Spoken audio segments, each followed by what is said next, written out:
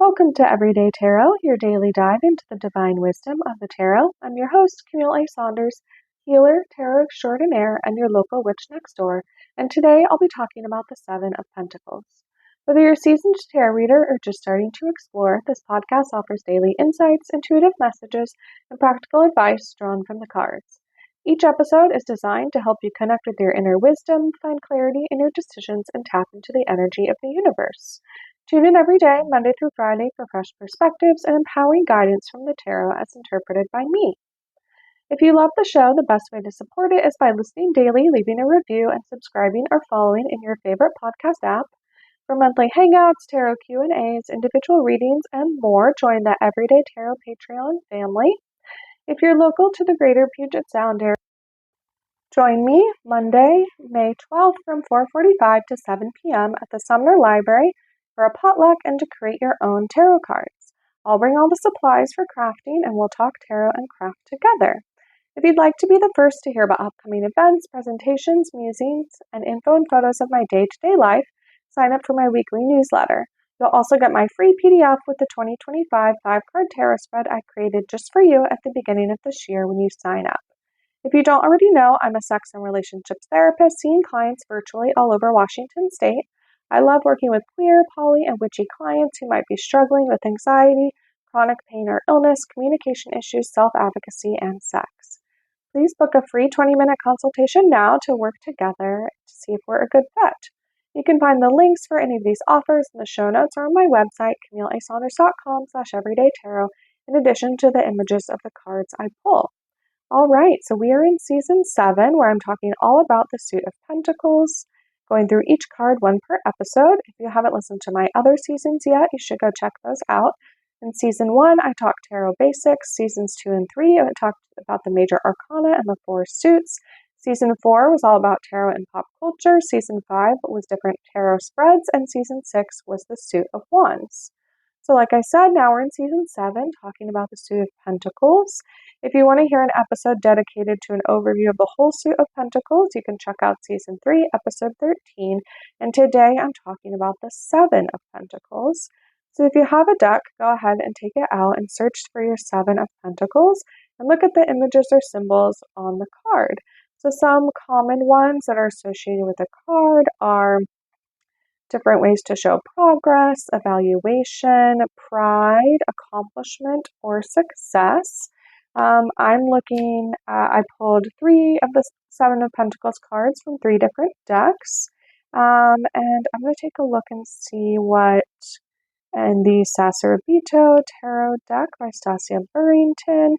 The Seven of Pentacles is depicted as it looks like a woman with like a yellow flower tucked in her hair, and she's sort of like there's some kind of bush that's like in front of her. She's like standing behind it, and then there's 7 yellow flowers that are all on this bush. So again, flowers sort of showing some level of abundance or reward coming through. It says the woman on the card stands in her garden, admiring the flowers that she has nurtured.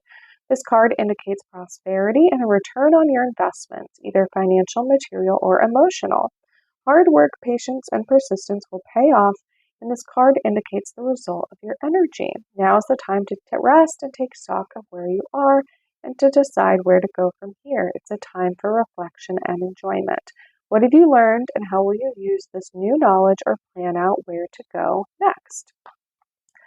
And I feel like actually that segues perfectly into the Desert Illuminations Tarot deck that depicts the Seven of Pentacles as the 7 of Cactus.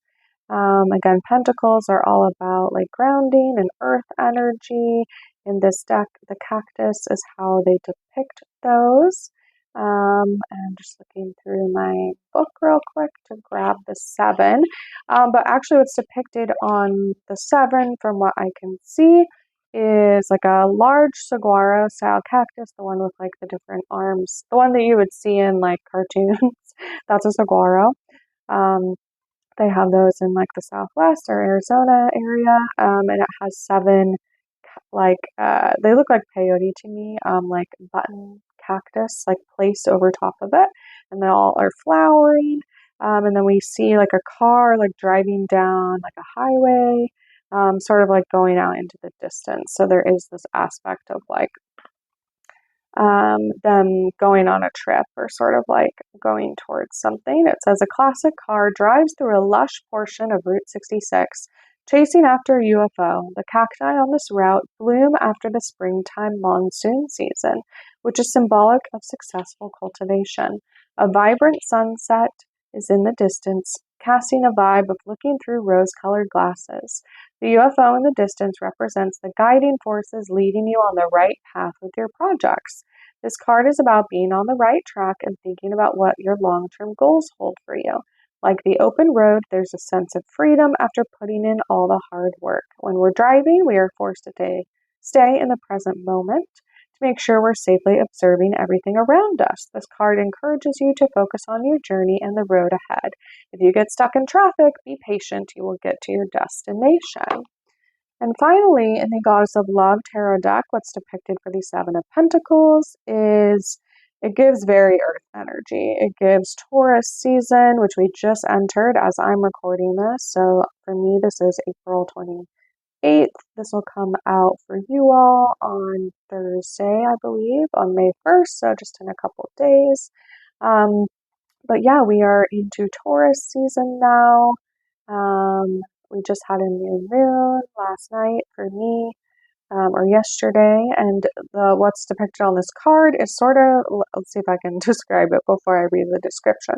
So we see like blue sky with like fluffy light clouds in the background. We see a giant depiction of like a cow, like an image of a cow, and then below her there's like a rose, and then we see all the way down of the rose to its roots with all these leaves on it, and then we see what look like almost like teardrop rubies falling from the like the rose leaves, almost like blood or teardrops. We see seven, what's depicted as heptagrams on here, so seven-sided.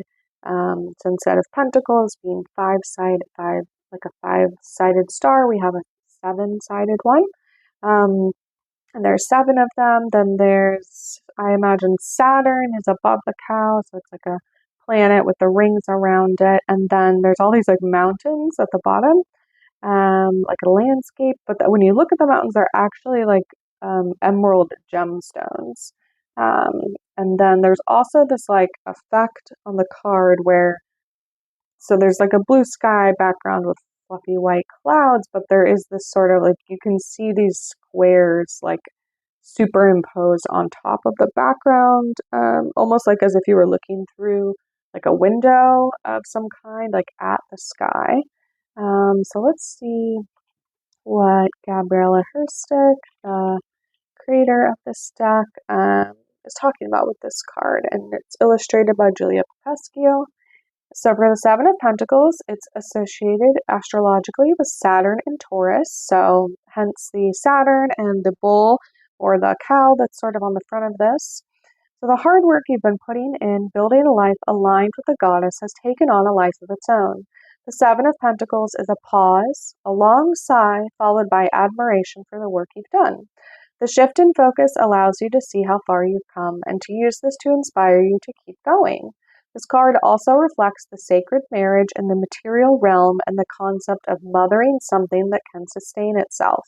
It is the dedication put into a relationship, job, spiritual practice, or home that is then able to grow on its own. This is one of the alchemical formulas reflected when two energies coalesce into something that's greater than the sum of its parts. Look at what you've nourished and then step back and allow it to evolve. All right. So again, so a lot of this like abundance, like we're reflecting, we're evaluating, we're assessing, we're looking back and appreciating the progress that we've made. So yeah, in the Library of Esoterica, Tarot book by Toshin, they talk about that the Seven of Pentacles is all about preparation and assessment. The Seven of Pentacles asks for calm evaluation, a moment taken to learn from past accomplishments before embarking on new paths. And in the Tarot and Astrology book, I think this will confirm about the Saturn and Taurus association. So yeah, Saturn, the ringed planet of limitations and restrictions, imposes structure and discipline on everything it touches. When Saturn lands in Taurus, a sign of growth and fertility, it enforces a waiting period before harvest and reward. When we first met Saturn in the World card, so in the Major Arcana World card, crowned with the laurel wreath of victory, completion and success seemed like a sure thing. Saturn's presence in the Seven of Pentacles, however, reminds us that the real victory demands a long-term investment, a physical endurance, and spiritual strength. In this case, Saturn serves as a patient master or taskmaster, teaching the value of determination and perseverance. The Golden Dawn designers of this card called Saturn and Taurus the Lord of Success unfulfilled, because he delays gratification and reward until they've been earned.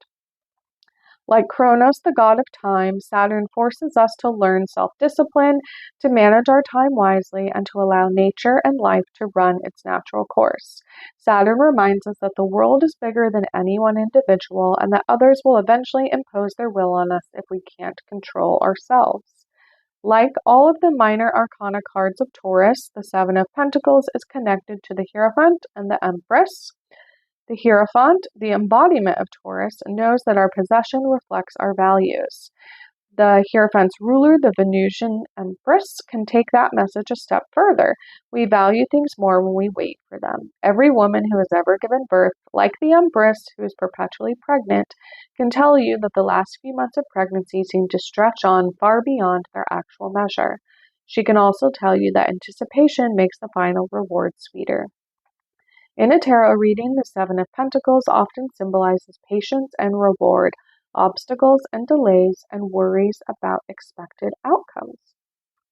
And the third decan of Taurus usually falls between May 11th and 20th, when the sun is between 20 and 30 degrees Taurus.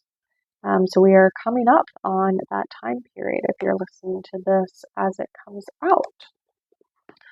All right, so the Fearless Tarot book by Elliot Adam, How to Give a Positive Reading in Any Situation. They talk about the Seven of Pentacles is about acknowledging your progress. It symbolizes the need to periodically evaluate your accomplishments, what you have improved, and what goals you're working towards. The road may not have been easy, and the work may not be over, but your foundations are firmly rooted. The card reminds you to stop ignoring or minimizing your successes. What positive results have you manifested in your life? Have you ever written down your achievements to review how much you've done? And do you ever stop to look around and appreciate all that you've manifested? Are you able to recognize the progress you've made in your life? You can begin by writing 5 life accomplishments you've fought hard to achieve. Recall 5 things that you could have given up on if you'd taken the easy way out. These 5 things prove you can succeed. What accomplishments illustrate that you can persevere, and what achievements are you most proud of? Take your time and think, and look at your list and celebrate. So in the Tarot for Change book by Jessica Dorr, they talk about that the Seven of Pentacles, that they used to interpret it as a card about, putting in the work, seeing the work pay off, the feeling when you poured blood, sweat, and tears into a project and it gets the results you want. But she shares that when then I started looking at the Aleister Crowley and the Lady Frida Harris's Thoth Tarot deck, and the word failure at the bottom of the Seven of Pentacles card had me puzzled.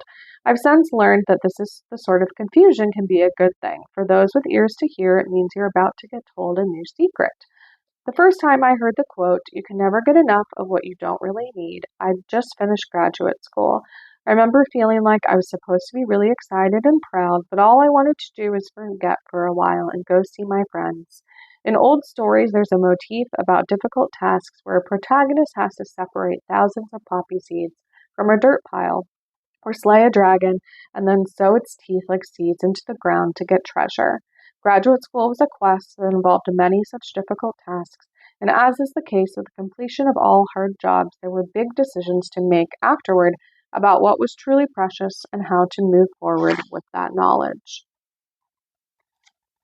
It says, the majority of us have done our own selves dirty through desperate, bad bargains and rushed raw deals. We've traded attention and energy, our most precious and non-renewable resources, for one-time use, disposable things with no real generative properties. Even the worst deals we do in life served a purpose once, and if we want to do better, finding out more about what that purpose was may be helpful. Maybe we were hoping to be rescued. Maybe we were scared of the feeling we'd get walking away.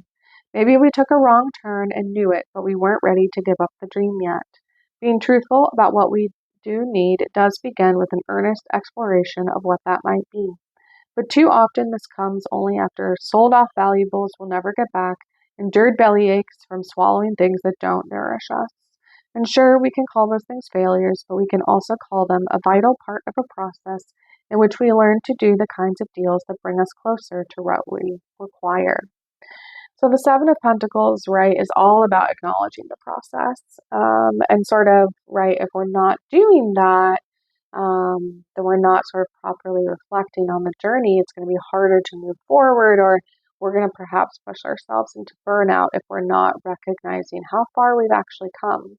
So if you think about the seven as, or the sort of each minor arcana suit as a microcosm of the major arcana journey of the hero, that starts with the Fool, and ends with the World. And so in this one, right, if we're sevens, if Ace is sort of the beginning of the journey and 10 is the end, but then we have our sort of court cards later on to sort of show larger values or emphasis on this. The seven, right, we're like 75% of the way there, right? So we've actually made a great deal of progress, right, since the Ace or since the beginning of the journey. But also it's taking time to evaluate, like, what's actually working, right? What are you doing just because you put it on your calendar and you said you were going to do it? Are you actually finding joy in that? Was it worth it? Like, do you want those things, or are you just doing it, like, just talking about with the grad school example, right? Oh, okay, I finished grad school. I thought I was just going to be like so ready to start work and get really into it. Like, it's finally time. And she's like, actually, what I needed was a break, right? Actually, what I needed was like a way to, I would call it like appreciate or even integrate what you've learned in that process instead of just like continuing forward and going and going and going on your goals. So this is also this sort of precarious balance between, okay, right, like, yes, we did hard work, yes, we've toiled, like, yes, we are having this abundance and some of these successes come through, and we can't just rely on like the good feelings of successes. We have to also have like the inner fortitude to know ourselves and what is going to actually genuinely fill us up. And maybe that's not, right, these accomplishments that other people say that we need to do, or maybe that's not the most important thing about it. So let's go ahead and dive in and see what the cards have to say on this topic. I'm going to be pulling from the Citadel, a fantasy oracle deck by Fen Inkwright, which is my newest deck. It is not a tarot deck, it's an oracle deck, but I'm still having lots of fun getting to know it. So I'm going to do a couple of quick shuffles here, and I'm going to be thinking about, right, how do we reflect? How do we know when to assess? What are we assessing, right? Are we assessing the numbers? Are we assessing how we feel? Are we assessing, okay, how far are we on our goal to what we want our life to be like in 1 and 3 and 5 and 10 years? What is the ultimate goal, right? And it's time to acknowledge how far you actually are towards it, instead of just always continuing to create new goals and pushing yourself forward more and more and more, which, right, we love progress. We love adapting and changing and learning from new things, but also, right, it's really hard to genuinely continue learning if there's not that time to reflect and actually process. All right, I think of, like, I don't know, again, the person was talking about grad school. I think that's a good example. I think like summer vacation for kids can be this way, right? I know that people say that, oh, there's a loss of information or education over the summer, but also like kids need to play and find time where they can do other things, perhaps instead of just think about school. Like, we're learning all the time, whether it's from books or from life or from other people or from the garden or from experiences. Okay, I'm going to give it one more shuffle and see what the cards have to say on this topic. Okay, oh, interesting. I pulled the Hound, which is about loyalty, chains, and promises, but I pulled it in reverse. And I feel like this is right in line with what we're talking about. If we think of like hounding something, right, which means like you're going for it again and again and again, or you're sort of nagging or bothering, or you're thinking about it all the time. Right, this can be, again, if we literally think of dogs, right, hounds. Right, we love sometimes the aspect of dogs where they want to perhaps guard us or protect themselves or that sort of aspect, but also, right, like there is a level of, oh my gosh, they're barking so much. Like I wish I could tell them, right, that they can just lay off, that actually everything is fine. Okay. So let me find this card. Okay, so it's in the first section. So this is an oracle deck, but it's also sort of broken down into suits. So the Hound is part of the court suit, which is about achievement and responsibility. So the idea is that the Citadel is sort of this city that's enclosed by walls. So it says, right at the heart of the Citadel, encircled by the city's gleaming myriad walls, is the court. Glittering palaces, golden temples, lush gardens. This is a place of pure opulence and wealth, the pinnacle of aspiration. The people who live here are those who have achieved or are right on the edge of achieving their highest goals, and those who have attained their best and most essential selves. Okay, so the Hound is one of those. It says the Hound paces awaiting orders. In swearing their loyalty to another, they have learned their place in the world and what is most important to them, but they have also lost their freedom. The Hound's devotion comes from a deep love, blinding them to a life beyond the person they are sworn to. They have found security in knowing where their next meal comes from, but some part of them still yearns for the wild. So that's the upright. I'm going to read the reverse now, since that is how I pulled it. It says, past experiences have made you shy of commitment, and you're finding it hard to let yourself trust because of how you've been hurt in the past. Not all connections are made with the intention to trap you. Embrace healing and let yourself trust that this could lead to something positive. All right, well, I think that was pretty informative there. So again, instead of just always striving forward or remaining loyal to the types of things that you've sworn yourself to in the past, maybe literally or metaphorically. If this is telling us, right, that like actually we're at this like shifting point, right, that maybe we've been shy of commitment in the past, or we've found reasons not to trust, right? Maybe people or situations have led us into this place of distrust, but this card is calling us into, right, healing and feeling like, how do we actually trust? How do we trust ourselves and trust that positive things can happen? I know that can feel really hard in life, in current politics or geopolitical situations, that something positive might come out of things. But we also, right, it can be very damaging to never trust again, right? That's, in my opinion, not really what we're supposed to learn from situations where we had trust broken in other people, again, in systems or situations or companies or business, right? Like we have to then think about, okay, for the future, how am I going to do things differently? It's not necessarily that I'm not going to be vulnerable or that I'm not going to trust people. It's that maybe I'm going to put that trust off a little bit until I like see some actions instead of just words. Or we also have to be able to trust that something positive can happen, that things can turn out, right? The phrase of like, what if everything that you wanted, like, what if you got everything you wanted? What if all of your dreams came true? Like sometimes that can be just as scary of a thing to think about as the idea that they might never happen. So this card's calling us to actually, we need to be like breaking free in this way. We need to be thinking about things differently. We need to, in the same way that when we make the same actions in the past and then we get the same results, right? This card's telling us like, if you make a different action, you might get different results, which I think is what you want. And so we have to, right, be brave enough or embrace that healing and letting ourselves trust again, even when it does put us slightly at risk, right? Or it has us feeling vulnerable or feeling stupid or putting yourself out there or having the potential that maybe, the group that you started, maybe it's not totally full of participants yet, but maybe it will be, or maybe this will be healing to a small group of people and that's still worthwhile and worthy of continuing.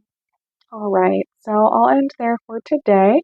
So links for the tarot decks I talk about will always be in the show notes and on my website if you'd like to look at them or purchase them.